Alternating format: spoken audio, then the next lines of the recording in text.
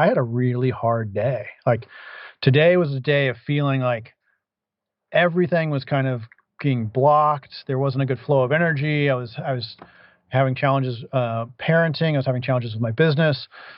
Just feeling the overwhelm of the entire pandemic situation on top of that. And literally, I was like, okay, I just need to walk outside and take 10 minutes. 10 minutes, like 10 minutes of breathing and being outside and taking it in was much better spent than 10 minutes just trying to drive my laptop a little bit harder. Welcome to the Drew Pearlman Show. Think of this podcast as the antidote to the fear, the noise, and the talking heads in the news. The show features an entertaining blend of ancient wisdom, empowering ideas, and cutting-edge, healthy living science to optimize your health and your life. All right, so let's dive in and get started. Today's guest on the show is Matt Walker. Matt is a world-class mountain climber and psychologist. He's also a very sought-after coach, speaker, and professional facilitator. His Seattle-based company, Matt Walker Adventure, facilitates once-in-a-lifetime adventures, coaches individuals to reach their personal and professional goals, and offers professional team development workshops. And Matt is also the author of an amazing book called Adventure in Everything, and he's also the focus of a 2015 BBC documentary called Adventure in Everything. Matt, it's great to see you. Welcome to the show. Thanks for having me on. Yeah, we haven't talked in a while, so I look forward to our conversation today. Me too. Absolutely.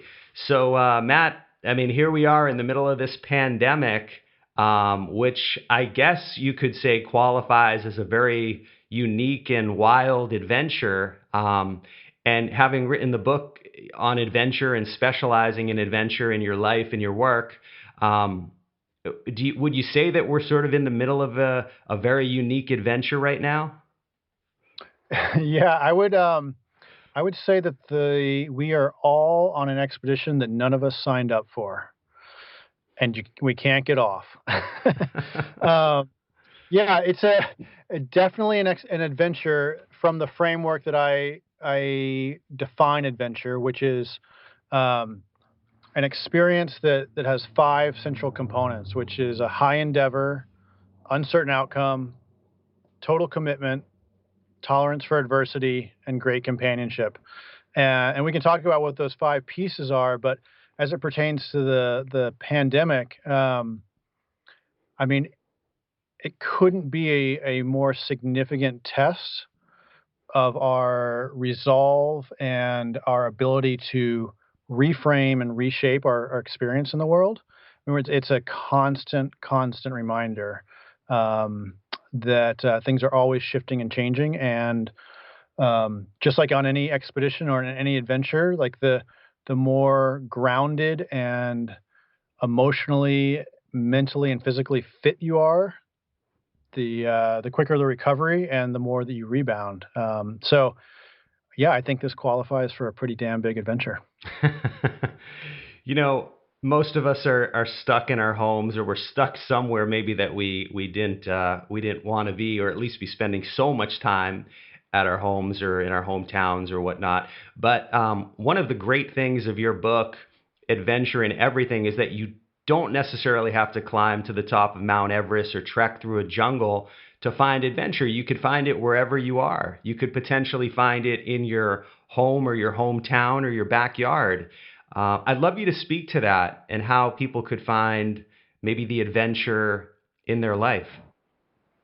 Yeah, so this idea of adventure, one of my personal missions is to, in the collective, redefine what an adventure is. That it's not something that has to be. You don't have to go to the Himalaya for. You don't have to trek through the jungle. You don't have to spend thousands of dollars on a big trip. It doesn't have to be the fastest, the biggest, the deepest, whatever that is. Instead, it's a way of being in the world. And we have the opportunity to see and experience the world in new ways, consistently and in a local manner. So what this pandemic has really highlighted for me is working with adventure and seeing adventure as a practice. everything from how can I teach and experience baking with my kids to a greater depth than just baking cookies, which would have been like where I stopped previously. But can I see it as in a more expansive way, and can I show up and be present to that repeatedly over a longer period of time? And to that, then that opens up this idea of adventure, of exploring and experiencing things that were unknown to me previously. Can I go for a walk in my neighborhood and walk further than I typically normally would? And what do I see in that space? And how do I connect wild spaces within an urban environment? I think, and also just the idea of literally just slowing down, going for a walk.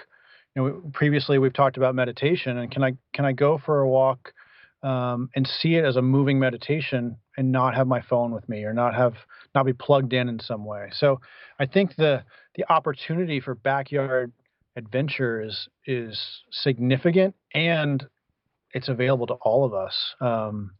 So do I miss adventure in terms of like its traditional form and international travel and these big expeditions? I totally do. And it's also this flip side of this gift that I get to experience, my local space in a more intimate way. So when you say, Matt, like that's a great example of baking cookies with your kids, or going off in the backyard. I mean, is it really just a mindset switch kind of thing? Is that how you're framing it? Like if we looking at things in a different way?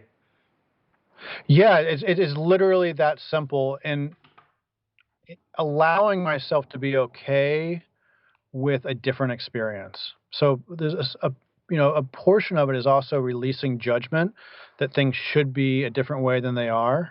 And that's why I kind of refer to it as a practice, or a mindfulness movement sort of an opportunity, where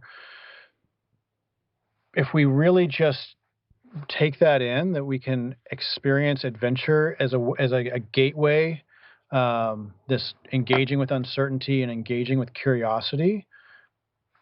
It literally is just a subtle mind shift, and it's so subtle that it feels impossible sometimes. Like, I mean, I'll just speak from a reference point of myself today, that I'll be totally honest. I had a really hard day. Like, today was a day of feeling like everything was kind of being blocked. There wasn't a good flow of energy. I was having challenges parenting. I was having challenges with my business.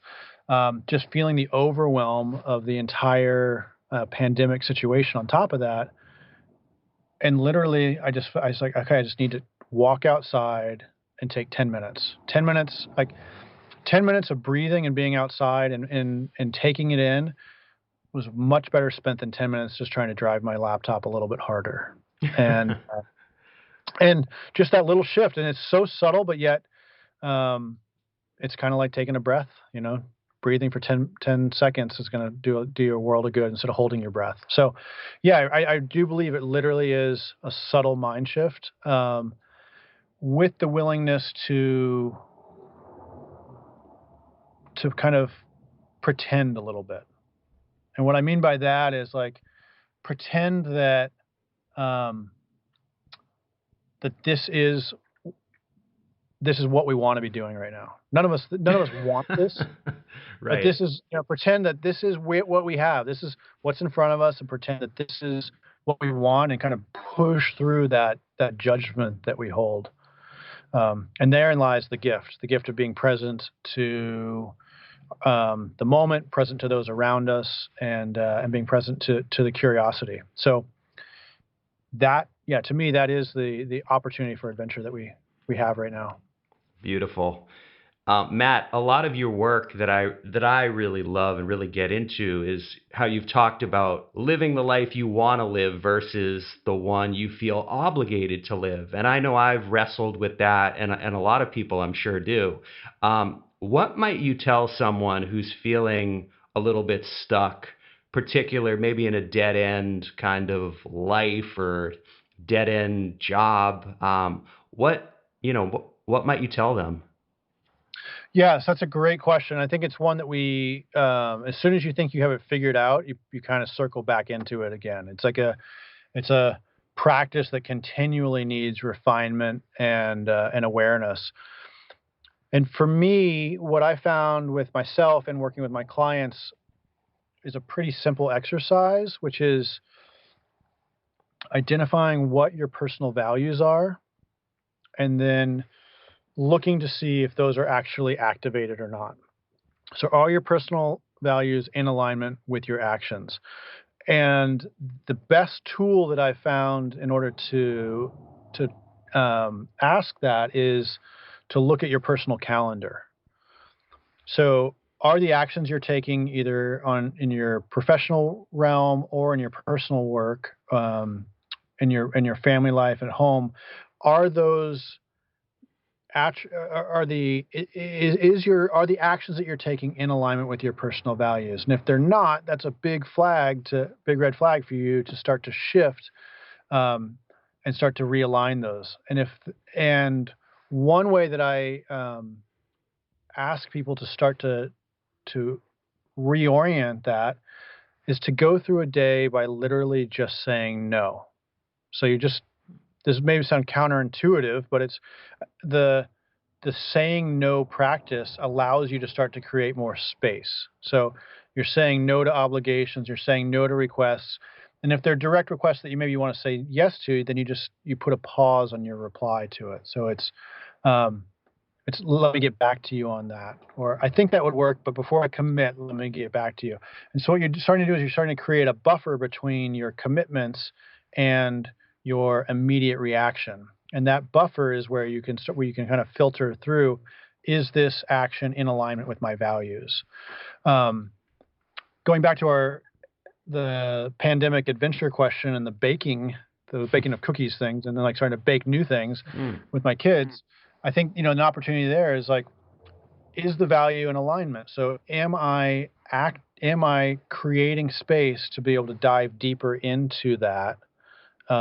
Or am I shutting myself off by saying yes to things that don't allow it to open up? So having an awareness of how our time lines up with our energy and our values is really the gateway to that question. So instead of prescribing a solution, what I would actually ask people to do is start to just increase their awareness of how they're choosing to spend their time and start to make those micro shifts as opposed to making big sweeping changes. I think the challenge comes is that we put up with a lot and the pain increases like a frog in water. And then all of a sudden you're like, wow, the water's really hot. And so that space has grown so large that we only take action at that point when the pain is so great. And that's a pretty dangerous place to be able to respond from. Whereas what I'm encouraging people to do is to make these slight alterations and slight changes to then open up more space. That's great, Matt. So for those who want to go a little bit deeper into some of the concepts in your book and find that adventure in everything mindset, can you maybe give a little bit of maybe a brief description about what are the 5 elements of adventure? I know you touched on them earlier, but for those looking to go deeper and really want to bring more adventure into their life, what are those five elements, Matt? And just maybe a little background on each one. Yeah. So the 5 elements of adventure, this was born from post Himalayan expeditions for me, coming off a whole series of long trips that were just back to back to back over the course of a number of years, and then realizing that adventure was not, based solely on a typical summit experience, but that it really was a way of being. And so I mentioned them earlier, and I'll go through them. They're high endeavor, uncertain outcome, total commitment, tolerance for adversity, and great companionship. What we want to do is we want to tap into all 5 of those for kind of a full breadth of experience and full breadth of life. So the high endeavor place is what we just mentioned earlier, which is where our values and our actions are in alignment. So when they overlap, like a Venn diagram, when they overlap, that space in between is the high endeavor. And that's the area of our lives that hold the most meaning, that that you will sacrifice for, that you have untapped energy and creativity for, that you're willing to put everything on the line for and show up for. So typically in our lifetimes, we have a handful of things that will fall into that high endeavor category. Uncertain outcome is the linchpin of adventure. It's the piece that really keeps us engaged and motivated. And here's like the paradox of adventure with uncertainty, is that we move through the world, and we're accustomed to moving through the world in a way where we're trying to lock down and always have certainty and known entities that we're engaged with. And yet it's the uncertainty that gives it the vitality and meaning. So if you look back on your life, the areas of our lives that have the most meaning are directly tied to that sense of uncertainty. And yet we move through the world seeking certainty as this concrete experience, as if it's something that's like we can lock in. And so the paradox is like, how do we hold both of those at the same time?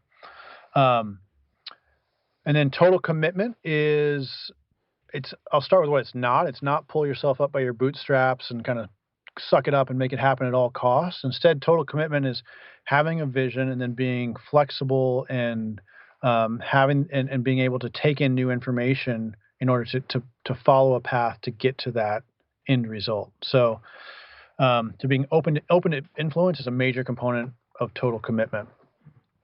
And then tolerance for adversity is our ability to be able to rebound. It's our ability to suffer or have challenges and setbacks, to be able to see to bring humility and humor and grace into those experiences, and then be able to have challenge, have difficulty, setback, be impacted by it, and then continue forward. And I think, at this moment in time, this whole year has been one of continually facing tolerance for adversity.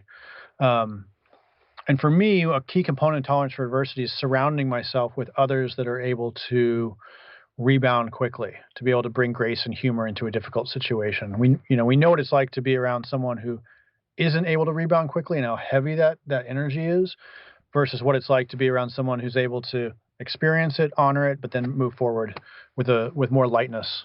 And then the final piece is great companionship. And that to me is it's like the indelible marker of adventure. It's the piece at the end of the day that has the most meaning, because we're humans in relationship with other humans. And so great companionship isn't necessarily about who you're best friends with or who you're best buddies with, but who we're in community with, whether it's in our work or in our personal lives, who we're in community with that we can support and help raise up when they're in challenge, or help them meet those high endeavors we mentioned earlier. And that vice versa. So it's like a mentor-mentee relationship, it's family, it's friends, and community at large. So recognizing that this is a complex human situation. So the 5 elements, they all kind of overlap with each other. And what I find is, going back to your earlier question, what I find when we think about when we are stuck and we're feeling overwhelmed, or we're feeling like we're not on the right path, that there's usually a deficit in one of those 5 elements. So there's a challenge where we're not in enough relationships, so we don't have that companionship, or we're not seeing the vision for the total commitment, or we're not rebounding well, in terms of the tolerance for adversity. So something is off in that balance, and that's that's one of the causations of that feeling of overwhelm and misalignment. Love that. So powerful. So Matt, what are some of the practices, some of the daily things that you do? I know you touched on a few before that keep you grounded and centered.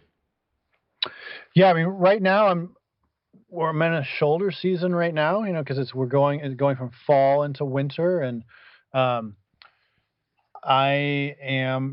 trying to keep it really simple right now. So, I'm an entrepreneur and a father, and so mornings for me are pretty game on with either homeschooling or kids' activities or whatever it is. So for me right now, the best practice I've found for myself is to get up a little bit early and sit with a cup of coffee, do some morning breath work. It doesn't even have to be that intense, or that, I could just be with my coffee, or just sitting still for 10 minutes. And then I follow that with a 10-minute walk outside. So my morning practice right now is literally 20 minutes long. It's getting up, coffee and breath, and then walking outside for 10 minutes. And that's 10 minutes unplugged, no device, no headphones, nothing like that, to get my blood pumping and to just be out in nature and be in the world. And that's all I really have the capacity for right now, honestly. Because it's not some in-depth, like intense thing. It's just carving out 20 minutes of fresh air and space for myself. What I found through that practice is a little bit more resiliency in the morning, especially as a parent, in managing and supporting my children, as well as a little bit more calmness in going into my workday. So we'll see if I can continue doing that or what things shift. As we go into winter, maybe I'll go into more stretching or more traditional meditative experiences. But for now, something that simple and straightforward with a little routine is perfect. Beautiful.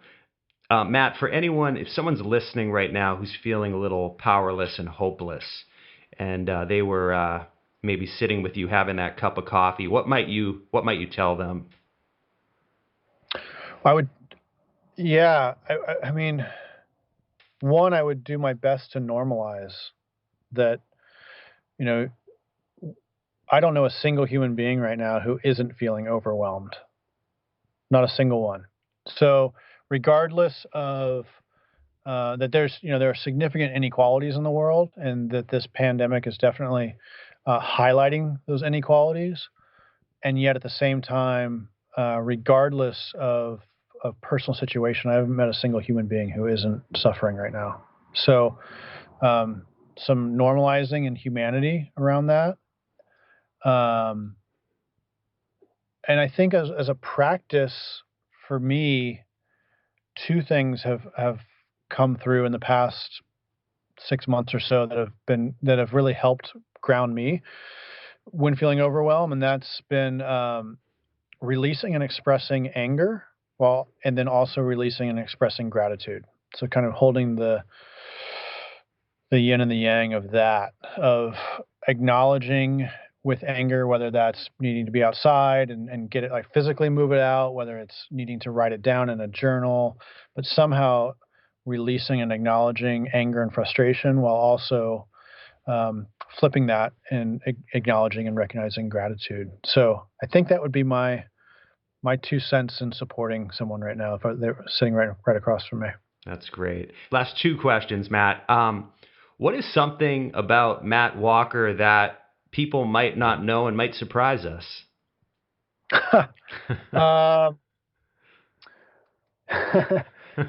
Let's see. I have tinnitus, which is a high-pitched ringing in my ears. Yes. And it's nonstop. It's constant. And for me, so silence can be really challenging for me because it just highlights that. I have music going constantly. So if you were around me all day long and tracked me all day long, you would see and experience all of my moods and state of being based on the soundtrack that was playing at that time. So I think it may surprise people as to like how important music is to me. It's like a nonstop aspect of my life, and I love it. Absolutely love it. So I play guitar and play music, and it's been a part of my life. Since I was a little kid. So that's a huge component for me. And you used to be in a rock band. I used to be in a rock band. Cool. We used to play out, and that was awesome. And I hope to get that back, and I hope that returns for sure. Beautiful. Yeah. All right, Matt, last question. If you had the opportunity to travel back in time, say 40 years, what words of wisdom might your current self share with the younger Matt Walker? Oh, chill the fuck out. That would be, yeah. Beautiful. Worry less, chill the fuck out, breathe more, laugh more, smile more. I know I gave the practice of saying no earlier, but I think I might give myself the practice of saying yes more. So, yeah, I just gave myself the same advice again. So, all right, you heard it here. Chill the fuck out. Beautiful. Matt, what's the best way to find out more about you and your work? Yeah. If your listeners can go to mattwalkeradventure.com, and right there on the homepage, you'll see a challenge that I want to offer your listeners. And it's a challenge that loops back to the previous parts of our conversation as to how to shift the perspective of adventure. Specifically, it's a 30-day challenge that looks at how to engage mindfulness in a practical manner. So it's 30 challenges over 30 days, 30 different exercises, and the exercises range between like 3 to 5 minutes in length. So they're not huge, substantial chunks of time, but there is a commitment to exploring mindfulness in a practical manner. So I encourage your listeners to head over there, mattwalkeradventure.com, and check out the 30-day practical mindfulness challenge. Matt, thank you so much. Thanks for having me on, Drew. Okay, take care. Thank you for listening to the Drew Pearlman Show. I hope you enjoyed today's episode. In the words of Mark Twain, 20 years from now, you will be more disappointed by the things you didn't do than the things you did do. So throw off the bow lines, sail away from the safe harbor, and catch the trade winds in your sails. Explore, dream, discover, and stay well, everyone.